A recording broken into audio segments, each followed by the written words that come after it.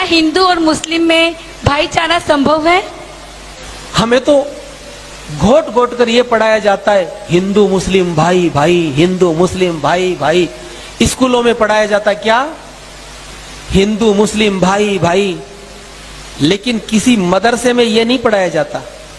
अच्छा, आपने ये जो नारा है हिंदू मुस्लिम भाई भाई, ये हिंदुओं के मुंह से ही सुना होगा, किसी मुसलमान के मुख से आज तक सुना नहीं।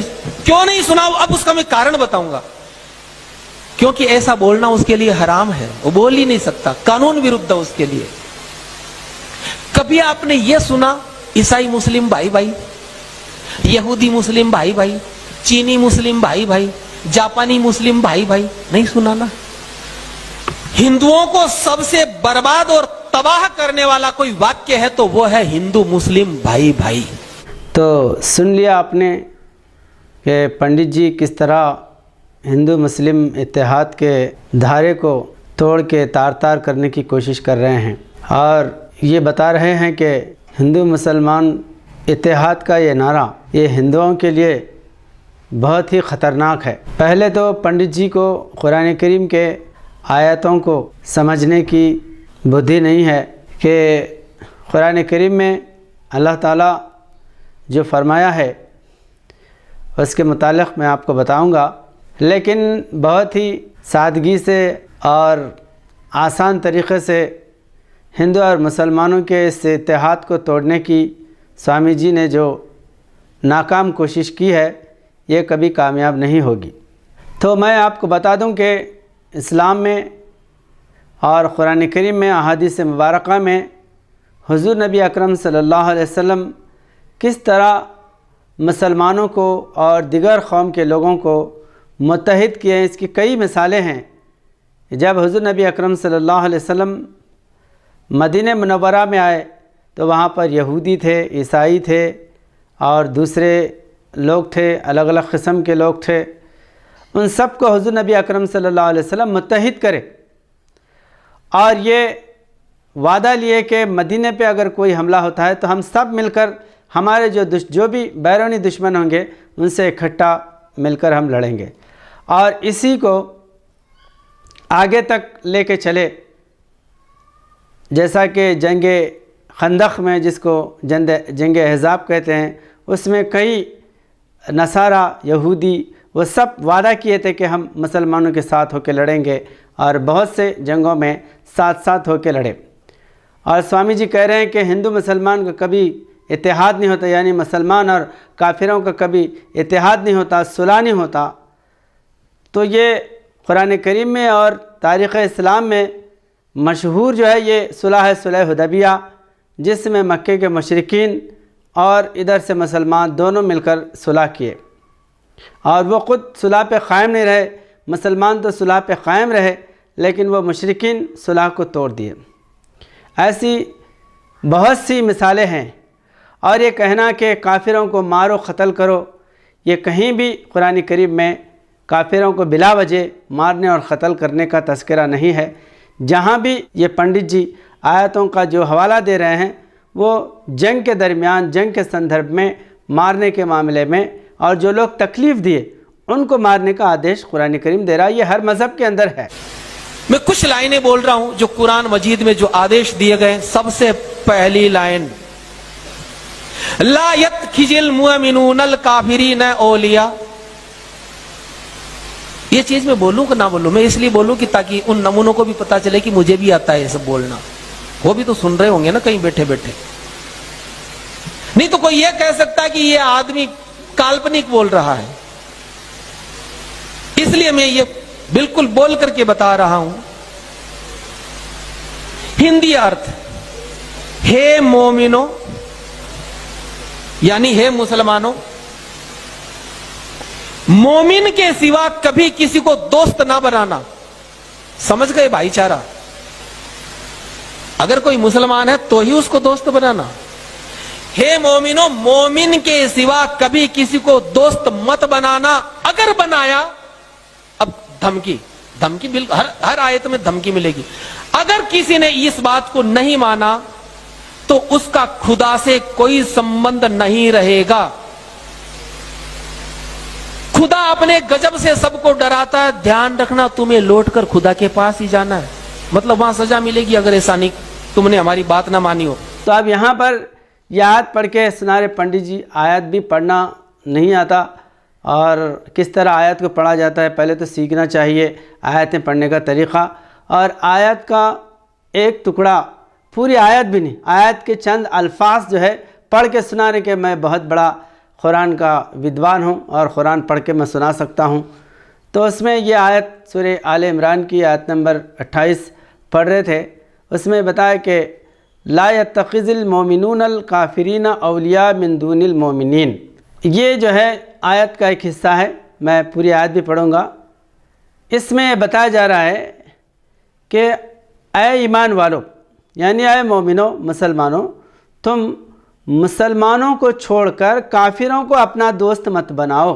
ये तर्जुमा पंडित जी जो है ना छोड़ दिए, मुसलमानों को छोड़कर काफिरों को अपना दोस्त मत बनाओ, यानी जो काफिर हैं उनको भी दोस्त बनाया जा सकता है, जिनके दिल साफ़ हो और जो अच्छी तबीयत वाले हो उनको दोस्त बनाया जाता है। जिस तरह मैं अभी मिसाल दिया कि मदीने के अंदर यहूदियों से, ईसाइयों से, सबसे हुज़ूर नबी अकरम सल्लल्लाहु अलैहि वसल्लम रिश्ता जोड़े, सुलह हुदैबिया में सुलह करे और कई जंगों में, खुद ईरान जैसे ईरान की जंग का हवाला दे रहे पंडित साहब, ईरान के जंग में जो है मुकाबले के लिए कई ईसाई भी मुसलमानों के साथ होकर जंग लड़े। और इसी तरह जंग हुनैन में, फ़तेह मक्का के बाद जंग हुनैन में, वहाँ पर जो मक्के में अभी इस्लाम नहीं कबूल करे थे, तकरीबन 2000 की तादाद में लोग थे, वो जो है मुसलमानों के साथ जाकर जंग हुनैन में जंग लड़ते हैं। तो ये चीज़ यहाँ पर अल्लाह बता रहा है कि मोमिनों को छोड़कर तुम काफिरों को दोस्त मत बनाओ। यानी आज अगर मैं आपको समझाऊं, यहूदियों का एक मुल्क है छोटा सा जिसको यरूशलेम कहते हैं आज, इसराइल, कई मुसलमान ममालिक उनसे दोस्ती किए हैं और जो फ़लस्तीनी मज़लूम हैं उनको छोड़ दिए। तो इस तरह जो है जो ईमान लाने वाले हैं, हमारे मज़हब पर आस्था रखने वाले हैं, उनको छोड़ दें और जो दुश्मन है मुसलमानों के उनसे दोस्ती कर रहे हैं।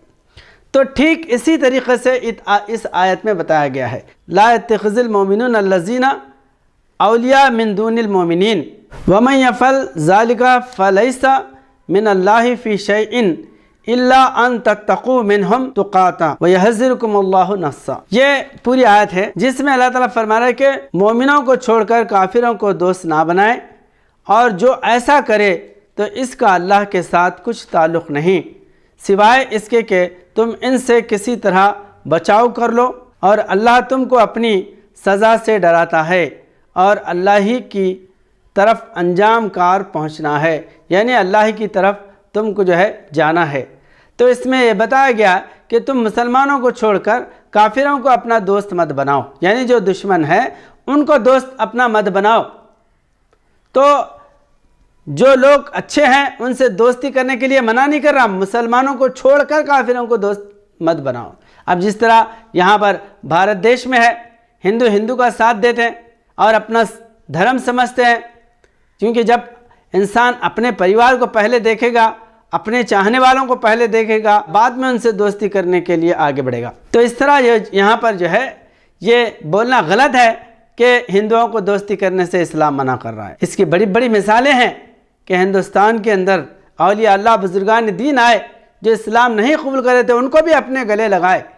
ये इस्लाम के ख़िलाफ़ नहीं है बल्कि ऐन इस्लाम है। इसकी कई मिसालें हैं। अब वो लिखते हैं कि क्यों नहीं करना, तो सूरा नंबर 4 की आयत नंबर 89 में वो कहते हैं काफिरों से इसलिए मित्रता नहीं करना क्योंकि काफिर तो ये चाहते हैं कि तुम भी काफिर हो जाओ, वो तुम्हें बिगाड़ देंगे। मतलब हम बिगाड़ने के लिए पैदा हुए हैं उस नमूनों को, या हम दुर्गुण छुड़ाने के लिए हुए हैं। ना ना, तुम गंदगी में पड़े रहो, हम तो डूबे सनम, तुम्हें भी ले डूबेंगे। और दूसरी आयत ये बता रहे थे पंडित जी, सूरे निसा की आयत नंबर 89, इसमें मुनाफिकीन का अल्लाह ताला जिक्र किया है। फमा लकुम फिल मुनाफिकीना फ़िअतैनि वल्लाहु अरकसहुम बिमा कसबू अतुरिदूना अन तहदू मन अज़ल्लल्लाह मन अज़ल्लल्लाहु व मन युज़लिलिल्लाहु फ़लन तजिद लहु सबीला। इसमें ये बता रहा है कि जो लोग मुनाफिक हैं कि ये पहले इस्लाम कबूल करें, फिर उसके बाद मुसलमान जिस तरह कमज़ोर पड़ते तो दुश्मनों से मिलते थे, और मुसलमान जैसे ही ताकतवर होते तो ये मुसलमानों के साथ हो जाते थे। ऐसे जो दो तरफ बातें करने वाले जो लोग हैं उनके लिए यहाँ पर अल्लाह ताला कह रहा है कि ये कभी उधर जो है ना जा रहे हैं भगोड़ों की तरह, कभी इधर आ रहे हैं। तो ऐसे लोगों से अल्लाह ताला कह रहा है कि ये अगर वो चाहते हैं कि तुम भी काफिर हो जाएं, तुमको भी जो है ना काफिर बना दें, अगर मुसलमान ताकतवर हो तो मुसलमानों के पास आ जा रहा है, जैसा काफिर जो है ना पावरफुल होते ही उधर जाके मुसलमानों को इधर काफिर बनाने के लिए या काफिरों की तरफ झुकाने के लिए मुसलमानों के साथ इस तरह का रवैया अख्तियार कर रहे हैं। तो इसलिए यहाँ पर अल्लाह ताला कह रहा है कि वो जो है उन लोगों को जो है जो तुमको काफिर बनाना चाहते हैं उनका साथ मत दो, उनके साथ मत हो, और जो है वो चाहते हैं कि तुम भी काफिर हो जाएं जिस तरह वो काफिर हुए और यूँ बराबर हो जाओ। सो उनमें से किसी को दोस्त ना बनाओ यहाँ तक कि वो अल्लाह की राह में हिजरत करें, यानी जो है वो अल्लाह के रास्ते की तरफ आए तो तुम जो है ना उनको अपना दोस्त बना, अगर नहीं तुम्हारे खिलाफ जो है ना साजिशें कर रहे हैं तो इनसे बिल्कुल जो है ना अलग हो जाओ। और ये फितरी बात है कि जो इंसान हमारे खिलाफ अंदर से जो है ना साजिशें करता है, हम उसके अगर साथ रहेंगे तो हमको तबाह, खुद भी तबाह हो जाएगा और जो है हमको भी जो है ना तबाह करेगा। तो लिहाजा इस आयत में ये बात नहीं है कि तुम जो है ना हिंदू और मुसलमानों का इत्तेहाद मत करो, भाईचारा मत करो, ये सिर्फ जो है ना लोगों को गुमराह करने वाली बातें हैं। और तीसरी आयत जो सूरह तौबा की आगे वो कहते हैं, सूरा 9 की आयत नंबर 23 बिल्कुल स्पष्ट वो कहते हैं, ए ईमान वालों, और इतनी खतरनाक बात लिखी है कि सुनकर आप सोच नहीं सकते कि ऐसा भी कोई लिख सकता है क्या। ए ईमान वालों, अगर तुम्हारे माँ बाप भाई बहन परिवार का कोई भी व्यक्ति अगर काफिर हो जाए, इस्लाम को ना माने, तो तुम उससे भी अपने संबंध तोड़ लो, वो भी तुम्हारा अपना नहीं है, बाप भी तुम्हारा नहीं, अगर वो इस्लाम को ना माने तो। पंडित जी बता रहे थे कि कुरान करीम में ये लिखा हुआ है, या अय्युहल्लज़ीना आमनू ला तत्तखिज़ू आबाअकुम व इख्वानकुम औलिया इन इस्तहब्बुल कुफ्र अलल ईमान व मन यतवल्लहुम मिनहुम फउलाइका हुमुज़ ज़ालिमून।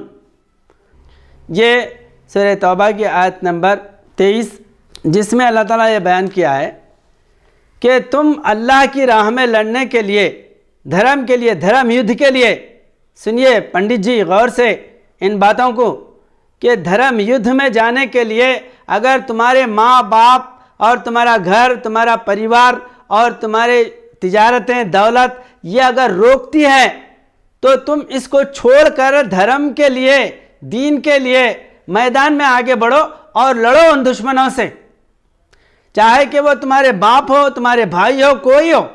अगर जो है वो धर्म को मिटाने के लिए तुम्हारे मुकाबले में आ रहे हैं, कुफर जो है ना, कुफर का माना है कि सच्चाई को छुपा देना, सच्चाई के जो है ना खिलाफ आना, उसको जो है ना काफिर कहा गया है।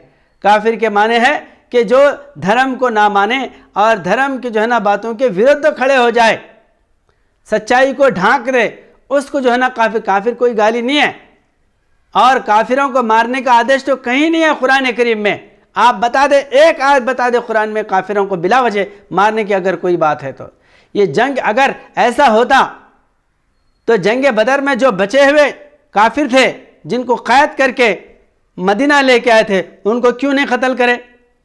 जब वो काफिर ही थे तो उनको क्यों नहीं कत्ल करे? और ये झूठ बात पंडित जी कह रहे हैं कि उनको खाना मत दो, उनको कैद करो और उनको जल्दी कत्ल करो, उनका गला काटो और उनका जो है ना खून जो है ना दफन कर दो। ये कहाँ लिखा हुआ है कि तुम काफिरों को ज्यादा देर तक कैद रखो? ज्यादा देर नहीं रखना, उसको अनाज नहीं खिलाना, उसका तुरंत कत्ल करके, गर्दन उड़ा करके, उसका खून बहा करके जमीन में गाड़ देना। जिंदा रहने तक का अधिकार नहीं है किसी को। जो लोग इस्लाम में भाईचारा ढूंढते हैं, जिस प्रकार भैंस के गोबर में सुगंध कभी आ नहीं सकती, मुसलमान से दुनिया में किसी का भाईचारा नहीं हो सकता। कहीं भाईचारे से रहे ये किसी, कहीं पर भी किसी के साथ भी रहे, गैर मुस्लिम से नहीं रहे ना। जबकि जंग बदर में जो काफिर आए थे गिरफ्तार करके, तकरीबन 70 जो है ना काफिरों को गिरफ्तार करके लाया गया था। उनको मुसलमान खुद खाना नहीं खा के उनको खाना खिला रहे। और यहाँ तक ये बात जो है आंखें खोलने वाली है। पंडित जी अगर जो है ना इन बातों को अगर सुनेंगे तो इस्लाम की सदाकत को जो है ना तस्दीक करना पड़ेगा। ऐसे जो लोग गिरफ्तार करके लाए थे मोहम्मद सल्लल्लाहु अलैहि वसल्लम, उनमें जो पढ़े लिखे थे, लिखना पढ़ना जानते थे, उनको ये कह रहे हैं कि तुम जो है मुसलमानों को 10 मुसलमानों को तुम पढ़ाओ और तुम छूट के चले जाओ। क्यों? मैं कत्ल कर देना था। उनको टीचर बनाए, उनको खाना खिलाए और झूठ बात हिंदू मुसलमानों के अंदर बाधा पैदा करने के लिए ये पंडित जी कह रहे हैं कि ये सबसे बड़ा ख़तरनाक जो है ना ये जुमला है हिंदू मुस्लिम भाई भाई का। ये कहाँ से लाए भाई? ऐसे ही लोगों की वजह से भारत के अंदर रोज़ाना ऐसे बड़े बड़े फसादात हो रहे हैं। इसको सोचने की ज़रूरत है। अध्यात्म जो है अगर इंसान के अंदर नहीं है तो ऐसे पाखंडी बातें निकलती हैं ज़बान से। तो बहरहाल यहाँ जो है हुजूर सल्लल्लाहु अलैहि वसल्लम जंग के मैदान में तुम्हारे बाप, तुम्हारे भाई, तुम्हारी दौलत जो भी अगर आ रहा है तो उसको हटाओ और युद्ध के लिए आगे बढ़ो। और यही बात भगवत गीता में है। क्या ये जो है कुरान के ही ऐसे बातें नजर आते? गीता में, वेदों में जो ऐसे जंग के और जो दुष्टों को मारने की जो बातें हैं वो आपको नजर नहीं आते? कृष्ण जी कह रहे हैं कि भगवत गीता के अंदर हत्वा प्राप्स्यसि स्वर्गम जित्वा वा भुक्ष्यसि महिम तस्मादुत्थिष्ठ कौन्तेय युद्धाय कृत निश्चय। अय अर्जुन, तू जो है दुष्टों को मारने के लिए निश्चिंत होकर खड़े हो जा। अगर तू मर गया तो स्वर्ग प्राप्त करेगा और जिंदा रहा तो राज करेगा। और उस वक्त कृष्ण जी से अर्जुन बार बार ये कह रहे हैं मेरे भाई बंधु हैं, मेरे जो है पिता महान है और मेरे रिश्तेदार हैं, मैं इनसे जो है ना कैसे हथियार उठाऊं? तो कृष्ण जी क्या कह रहे हैं? ये ध्रुणम च भीष्मम च दयतीर्थम करुणम तथा ज्ञानपि योधा वीरान। ये द्रोणाचार्य, भीष्माचार्य, दानकर्ण, इन सबको मैं जो है मैं युद्ध विराम कर दिया हूं, इनको मैं मार दिया हूं। तू जो है ना इनको मारने के लिए संकोच मत कर। ये तेरे रिश्तेदार नहीं है, ये द्रोही हैं, ये धर्म के विद्रोह हैं, इनको मारने के लिए तू हथियार उठा। जब कृष्ण जी ये कह रहे हैं कि जो है तू भाइयों के खिलाफ, पिता महान के खिलाफ, तेरे रिश्तेदारों के खिलाफ, यहाँ तक कि तेरे गुरु द्रोणाचार्य जैसे जो है ना हथियार सिखाने वाले गुरु का जो है ना सम्मान करना चाहे, ऐसे गुरु के खिलाफ भी हथियार उठा रहे हैं, जबकि वो अधर्म के पक्ष में होते हैं। तो ये जो है अपनी बातें मीठा मीठा हप हप, कड़वा कड़वा थू थू, जो अपनी बातें जो है ना छुपा के रखेंगे और दूसरी बातें उछाल कर ये कहेंगे कि जो है इस्लाम के अंदर इस तरह भाईचारे को बहुत बड़ा जो है खतरा माना गया है, हिंदुओं से दोस्ती नहीं करते। और जो है ना हिंदू मुस्लिम भाई भाई का नारा, कहीं मुस्लिम ईसाई भाई भाई, मुस्लिम यहूदी भाई भाई। आप हिंदुस्तान में हैं, यहाँ पर हिंदू मुस्लिम भाई भाई का टर्म ज़्यादा इस्तेमाल होता है। आप अगर दूसरे देशों में जाएंगे तो वहाँ पर जो है ना जहाँ ईसाई रहते हैं ईसाइयों को गले लगाए, जहाँ यहूदी है यहूदियों को गले लगाए। कुरान करीम में लिखा हुआ है, अल्लाह ताला कुरान करीम में सूरह माइदा के अंदर ये बयान फरमा रखे, वला तजिदन्ना अक़रबहुम मवद्दतल लिल्लज़ीना आमनु लज़ीना क़ालू इन्ना नसारा। अल्लाह ताला कह रहा है कि कुरान करीम में सुन लीजिए पंडित जी, कान ज़रा थोड़ा खोल के सुनिए कि सूरह माइदा के अंदर अल्लाह ताला बयान फरमा रहा है कि जो नसारा अपने आप को जो नसारा कहते हैं यानी ईसाई कहते हैं, वो दोस्ती के लिए तुम्हारे पास सबसे ज़्यादा करीब हैं। वला तजिदन्ना अक़रबहुम मवद्दतल लिल्लज़ीना आमनु लज़ीना क़ालू इन्ना नसारा। जो मवद्दत के लिए, दोस्ती के लिए, भाईचारे के लिए जो अपने आप को नसारा कहते हैं वो तुम्हारे लिए सबसे ज़्यादा करीब हैं। और पंडित जी बोल दिए कहाँ है मुस्लिम ईसाई भाई भाई, मुस्लिम यहूदी भाई भाई? आपको ना कुरान मालूम है, कुरान की एक आयत जो है ना वो भी जो है टूटे टूटे अल्फाज में रख लिए और बोल दिए जैसा कि मैं बहुत बड़ा कुरान का ज्ञानी हूँ। इससे जो है अनभ्यासे विषम शास्त्र, अगर जो है अभ्यास ना हो किसी के बारे में और उसका जो है आप व्याख्यान बयान करेंगे तो लोग परेशान हो जाते, लोगों के अंदर फूट पड़ जाती। किसी भी धर्म के बारे में बोलने के लिए उसका पूर्ण ज्ञान होना अवश्य है, उसका पूर्ण ज्ञान जो है ना प्राप्त करना ज़रूरी है, उसके बाद जो है ये कहने के काबिल बन सकते हैं। तो बहरहाल ये जो है बहुत बड़ा दुख हुआ ये पंडित जी जो है महिला जो सवाल किए क्या हिंदू मुस्लिम भाई भाई हो सकते हैं, संभव है, तो जो है ना बिल्कुल कुरान की आयतें तोड़ मोड़ कर पढ़ के कह रहे हैं कि हिंदू मुस्लिम भाई भाई का नारा सबसे बड़ा ख़तरनाक है, बल्कि इस्लाम में यह हराम है। कहाँ लिखा हुआ है भाई? इस्लाम में यह हराम है, जबकि कुरान में लिखा हुआ है कि तुम जो है ना दोस्ती करो उन लोगों से जो है नेक हैं, सच्चे हैं और जो है ना वादा वफा करने वाले हैं। यहाँ तक कि कुरान करीम में कहा है कि जंग के संदर्भ में अगर कोई तुमसे जो है सुलह करने के लिए, यानी तुमसे कोई जो है आपस में कंप्रोमाइज़ करने के लिए बोले तो तुम फ़ौरन जो है ना हथियार डालो। वइन जनाह लिस्सिल्म फजनाह लहा, अगर कोई तुमसे प्रस्ताव रखे कि हम जो है ना मिल के जो है ना रहेंगे, तुम फौरी हथियार डाल दो। ये कुरान का आदेश है। और मोहम्मद सल्लल्लाहु अलैहि वसल्लम तमाम इंसानों को आप गले लगाते हैं। मक्का जब फतह होता है तो वहाँ जाकर आपके सख्त तरीन दुश्मन लोग, लेकिन उनको जो है जो मक्के में है उनको मत मारो, जो घरों में है उनको मत मारो, औरतों को मत मारो, बच्चों को मत मारो, बूढ़ों को मत मारो, और जो साधु है राहिब है जो तारीक दुनिया है उनको मत मारो। इस्लाम के जैसा अमन वाला धर्म धरती पर जो है ना कोई धर्म नहीं है। ऐसे खूनी दुश्मनों को मोहम्मद सल्लल्लाहु अलैहि वसल्लम क्षमा कर देते हैं, माफ़ कर देते हैं, अपने जो है ना गले से लगा लेते हैं। और यही जो है बातें कुरान करीम के देखकर यहाँ के एक बहुत बड़े पंडित जी लक्ष्मी नारायण लखनऊ के रहने वाले, वो इसी तरह जिस तरह पंडित जी इस्लाम से कंफ्यूज थे, इसी तरह वो इस्लाम से जो है कंफ्यूज होकर इस्लाम के जो है बातें गलत समझ के इस्लाम के ख़िलाफ़ किताब लिखे थे। लेकिन जब कुरान पढ़े, हदीस पढ़े, मोहम्मद सल्लल्लाहु अलैहि वसल्लम का जीवन चरित्र पढ़े, तो उसके बाद इतने वो प्रभावित हुए और इतने इम्प्रेस हुए कि वो इस्लाम की तायीद में किताब लिखे, इस्लाम एक आदर्श है। और उसके बाद हर जगह जाकर वो इस्लाम के इसी संदेश को पहुंचाते हैं कि इस्लाम शांति का धर्म है। मैंने हजरत मोहम्मद सल्लल्लाहु अलैहि वसल्लम की जीवनी पढ़ी।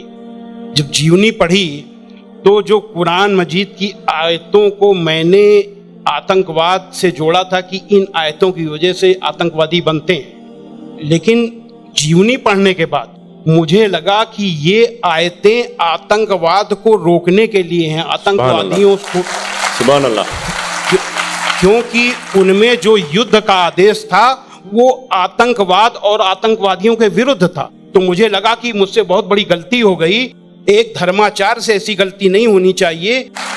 तो ये जानने के बाद मैंने एक दूसरी किताब लिखी, इस्लाम आतंक या आदर्श, यानी इस्लाम में आतंक नहीं, आदर्श ही आदर्श है। अब इन सारी चीजों जो मैंने इस्लाम को देखा, कुरान को देखा, उसके हिसाब से मैं एक छोटे से निष्कर्ष पे पहुंचा कि इंसान में इंसानियत लाने के तरीके का नाम इस्लाम है। जो ऐसे पंडित जो कुरान से आयतें उठा के बयान करते, वो जो है जो जंग के संदर्भ में बातें हुई वो लाकर लोगों के सामने रखते हैं। अगर ऐसा है तो भगवद गीता पूरे जो है ना जंग और जो है ना युद्ध से भरी हुई है।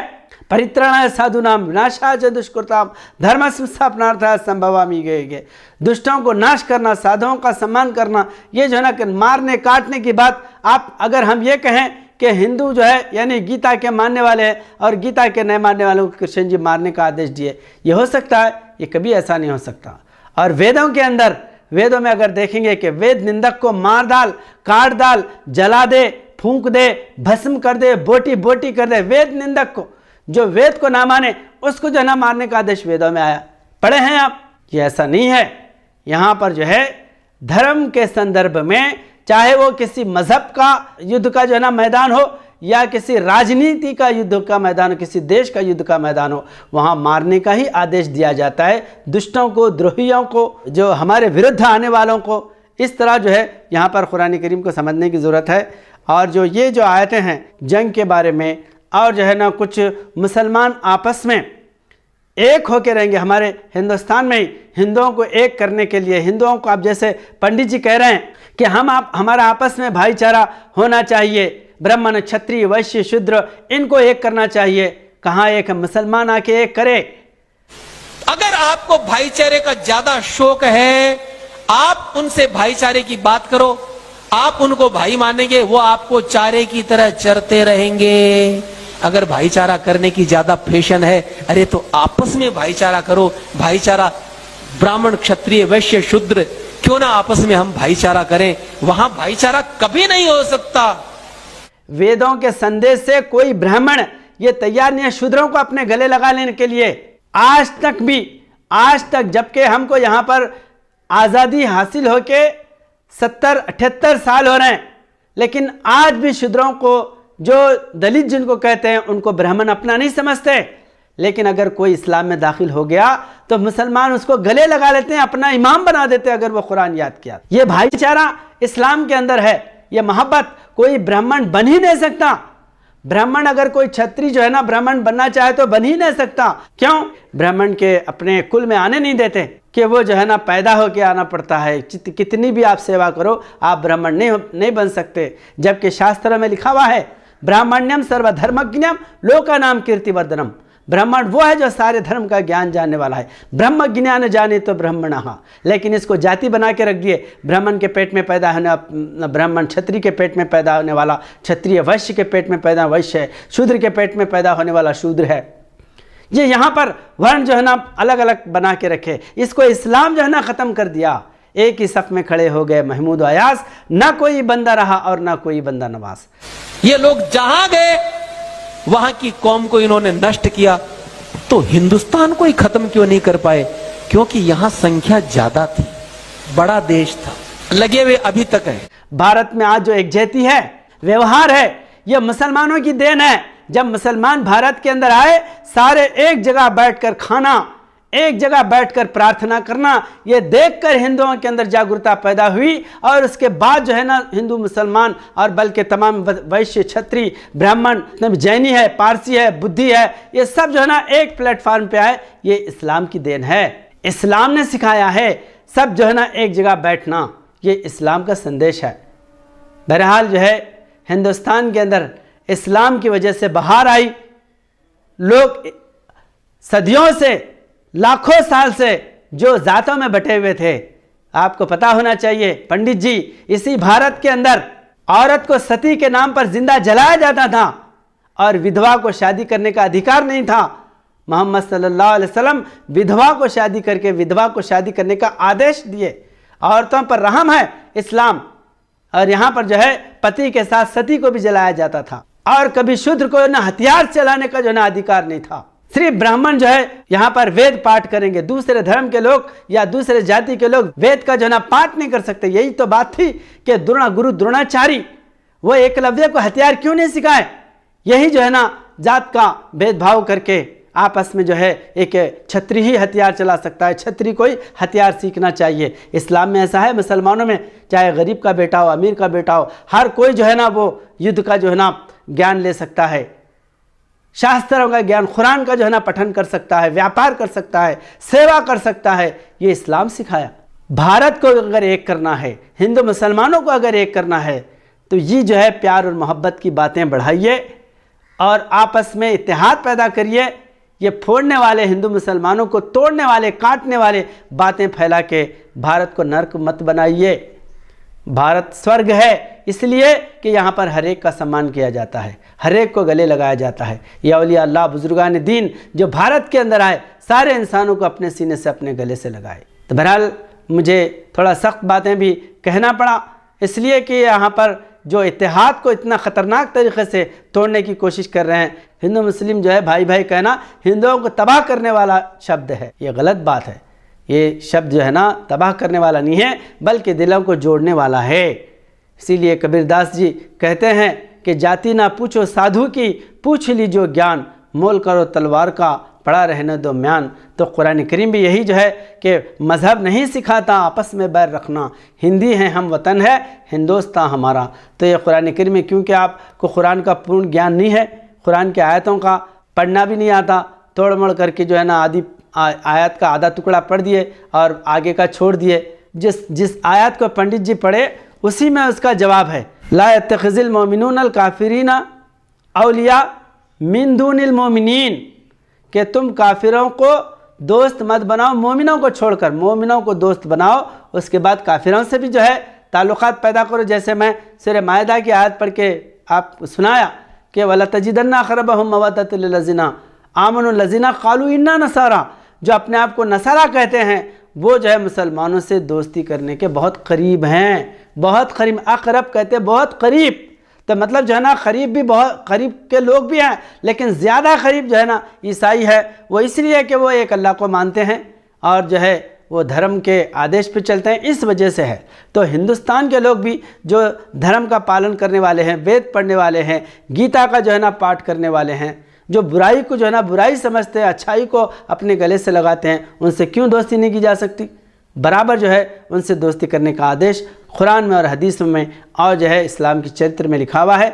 लेकिन जो है अल्प विद्या होने की वजह से इन बातों को समझ नहीं सकते और जो है लोगों के सामने समझाने के लिए बहुत सी जो है ना बाधाएँ पैदा हो जाती है। तो पूर्ण ज्ञान प्राप्त करें और हिंदू मुसलमानों को, सारे इंसानों को एक करने के लिए मिलाप का, मिलन का जो है ना विद्या प्राप्त करें। बारकल्लाहु लना व लकुम फिल कुरान अज़ीम व नफ़अना व इय्याकुम बिल आयाति ज़िक्रिल हकीम।